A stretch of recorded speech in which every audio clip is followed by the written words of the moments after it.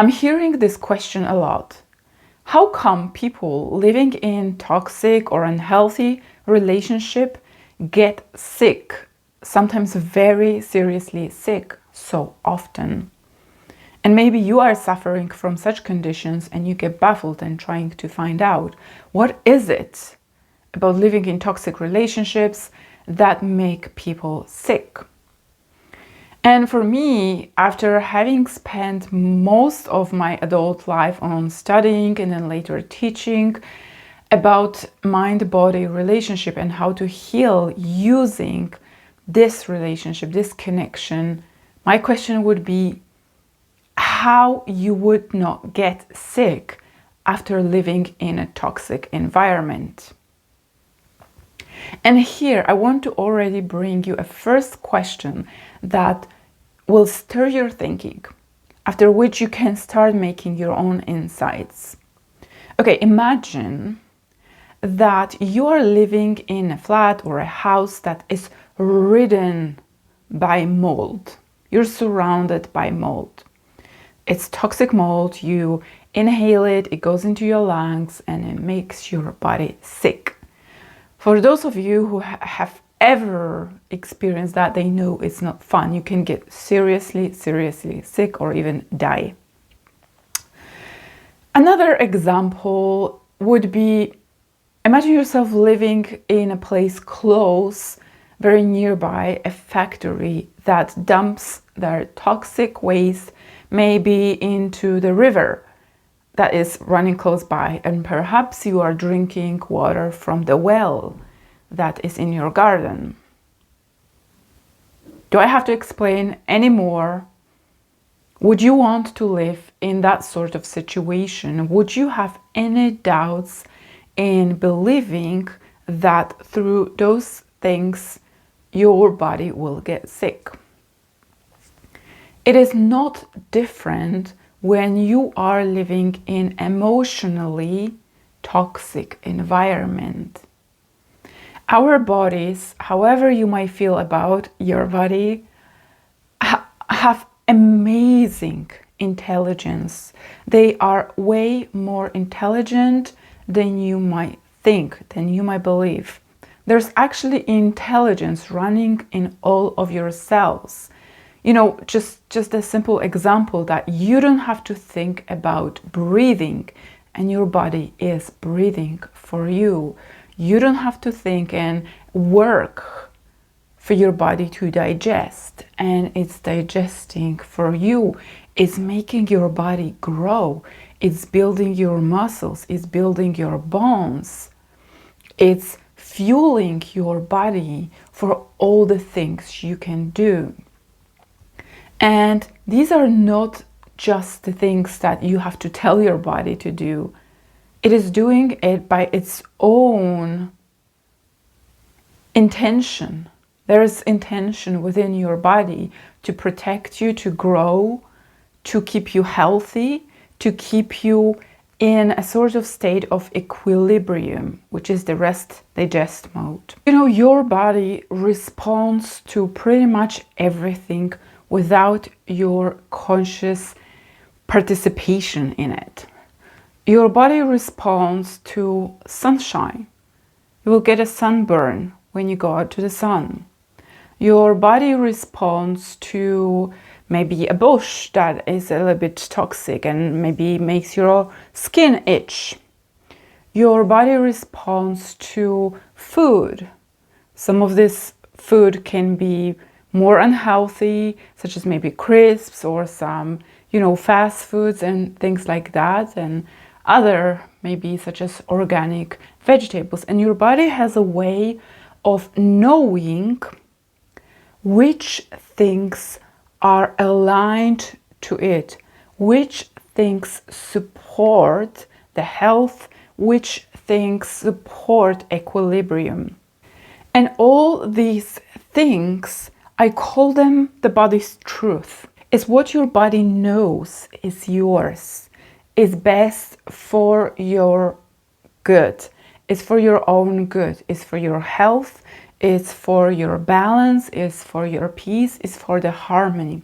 Your body can recognize without you participating, without you telling it in any way. It just recognizes things, as I say. You know, your body knows that when you put your hand over a fire, over a flame, it will burn itself. Like you will feel pain. You don't have to take part in this. It can recognize how to react and how to respond. And inside, under your skin, the things that you cannot see, there are responses happening that are adequate, that are appropriate to what just happened. So there could be a rush of some hormones coming up all of a sudden. There could be changes in your circulation or in your heartbeat in order to accommodate the change in circumstances, such as maybe, you know, you have to run away from someone. Your heart rate will change to feed your muscles into having more energy to run away, and it will impact your adrenal system and all other systems so that you can run effectively. So as you can see, your body has wonderful intelligence that people very often think their body is stupid and subservient to them because it's not doing what they want. But if we are abusing our bodies in putting it in front of circumstances that constantly bombard our system and putting a lot of pressure on it, then it has to constantly try to compensate for these things and cause great volatility and imbalance and a lot of depletion and all sorts of problems that cause disease. Our bodies are driven by their intelligence to maintain equilibrium, to maintain health. This is a threshold for everyone. This is not something that we have to teach our body. Oftentimes, without putting in any toxic things into your body, it will remain healthy. So the reasons why most people are unhealthy is because of living in toxic environments, in terms of like toxicity that I just gave you in my examples, living in stressfully toxic environments, living in stressful, like going to a stressful jobs, having stressful relationships, having a stressed relationship to themselves.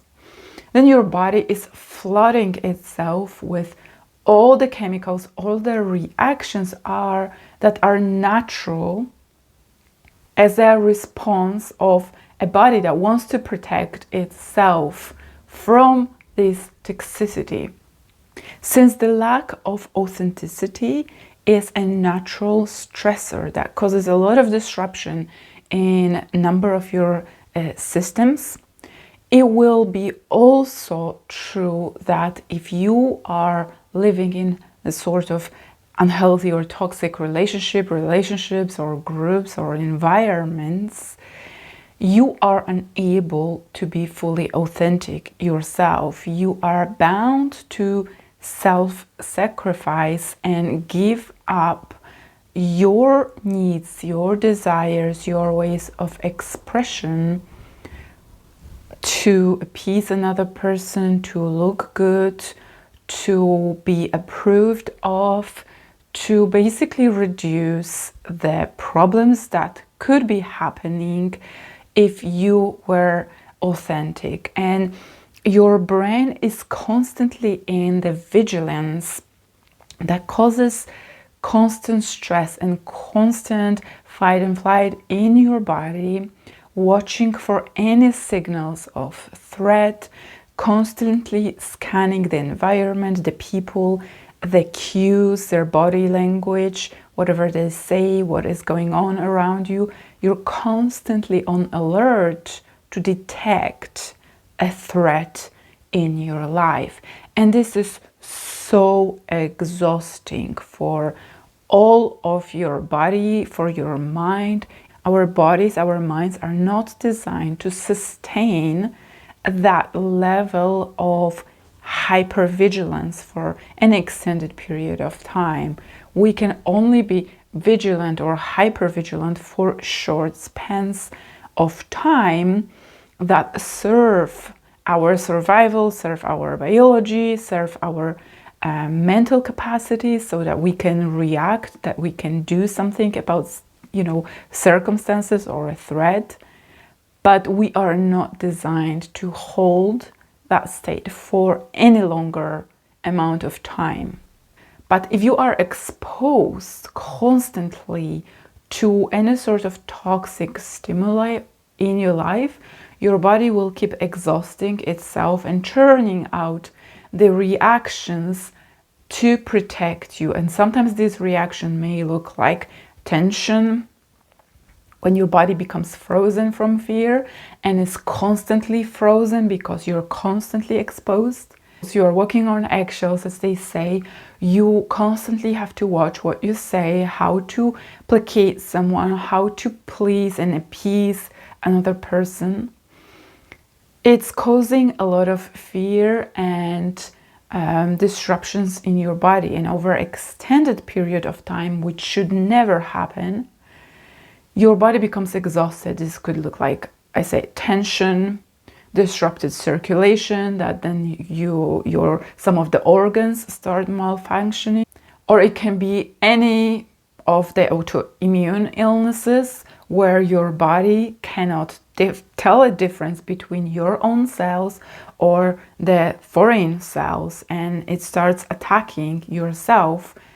And this metaphor is actually quite fantastic, because when you have lack of boundaries between you and another person, when you take on their troubles, their worries, you take responsibility for having to appease them and work for their own self-esteem, that you have to keep supporting them and exhaust yourself, you are giving signal to your mind and to your cells that there is no difference between you and the other person. You are entangled in this, and the cells are attacking you. Your own cells are attacking yourself in a way of trying to maintain healthy equilibrium. They're just being so confused by what's going on.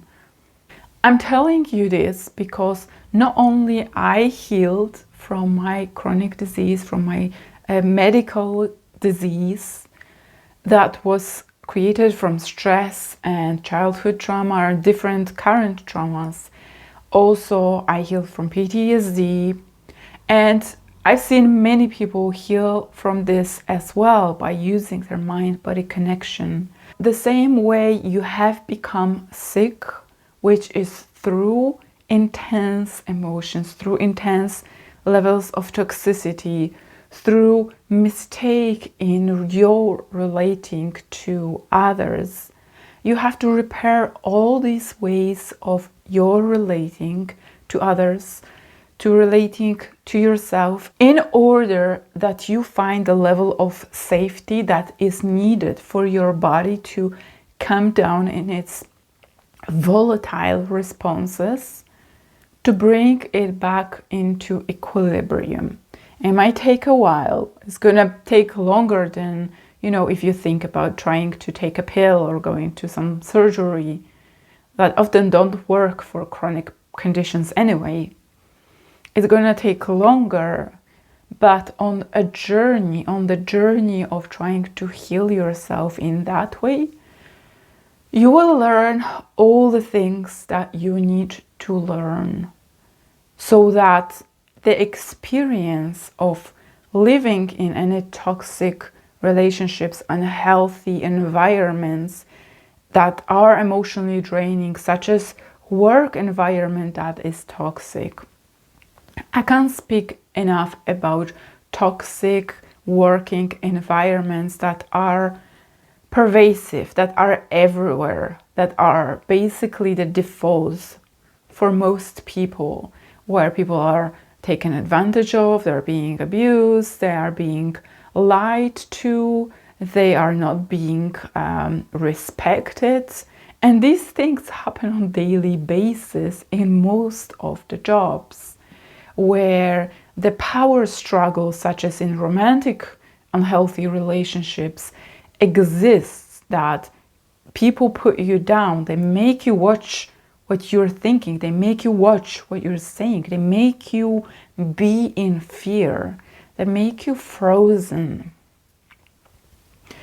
And I want to bring this all subjects for you to think how your body must have been exhausted, depleted by trying to work, just trying to constantly bring you to equilibrium and not having that peace where it would normally have a way to back to health, where you're constantly exposed to toxic environment, as in people, work, or whatever, you know, friends, just as if you were living in the house ridden with mold.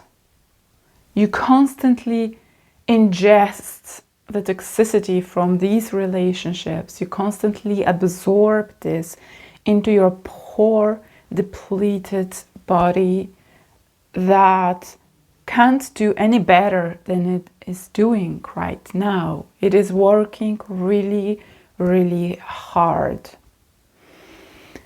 I want to end this by saying, wherever you are in your life circumstances, if you're still struggling in any of those unhealthy relationships, whether that's at home or in work, know that with healing your relationship to yourself as the main priority, putting boundaries, knowing yourself, reflecting on your behaviors, what makes you prone for people to abuse you, what makes you susceptible to people trying to control you.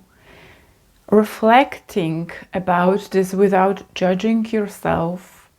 There is no fault in you about this, but you can take this responsibility for your own healing and start making those small steps into growing your power, into growing your awareness of what's going on, into learning more about maybe mind-body connection, how it all works, into learning what a healthy relationship should look like.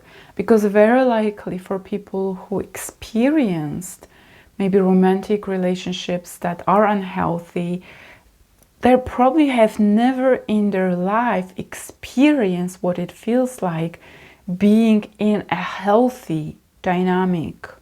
That's why it's so familiar to just be living amongst toxic people, because you know how to manage them, you know how to deal with them. And being in healthy relationships is unfamiliar. It can be more scary because you don't know, it's new. But doing this work, this inner work, step by step, gently and full of compassion, wherever you are, as I want to emphasize, whether you are out of this relationship, I'm like, yes, I'm on my healing journey. I want to get back on track of being my sovereign self, of being empowered self, into seeing how beautiful my life can be, how healthy my life can be.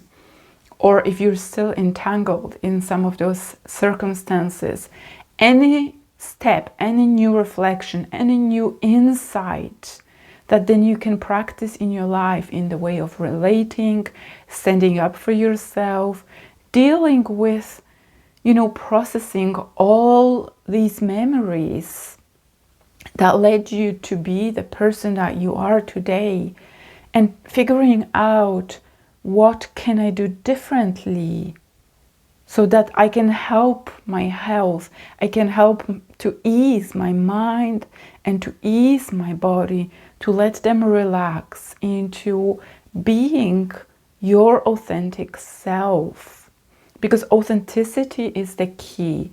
If you are not allowed to be authentic, to be true to what you need, to be true to what you know, to be true to your feelings and desires, you had to sacrifice all this and serve the other person or other groups, or even thinking more broadly to the culture, when you take on a role of a perfect woman, you know, that does this and that, and have to serve this purpose that have been, you know, assigned to her.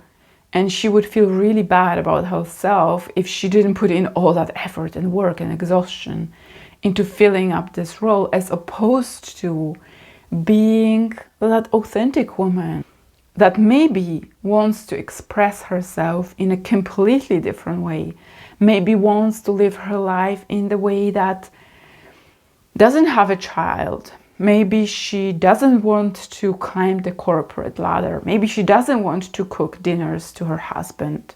It's all possible, you know? But if we fall into roles of what society ascribed to us, whether that's a woman, whether that's a mother, whether that's a man that has to hustle and work for a family, because this happens to men as well. This happens to everyone. When you start identifying with what's not yours, as opposed to living your authentic life in the way of discovering, learning about yourself, don't get frustrated on this journey. You can be very harsh with yourself when you learn about these things, and many of my clients in the past were saying, does it mean it's my fault that I brought this on me? No, you never did. It's not your fault, but you have the keys to resolve this. You have the power in you to resolve this, to live your life in a sustainable health based on knowing when your body is activated by stress, how you can regulate this to come down. And if the circumstances you live in are constantly triggering and re-triggering your stress reaction, not allowing you ever to relax and be yourself and be healthy. I hope this has been useful for you. If you liked this, let me know by maybe comments or liking this video. Having said that, thank you for watching this video, and I hope to see you in my next one.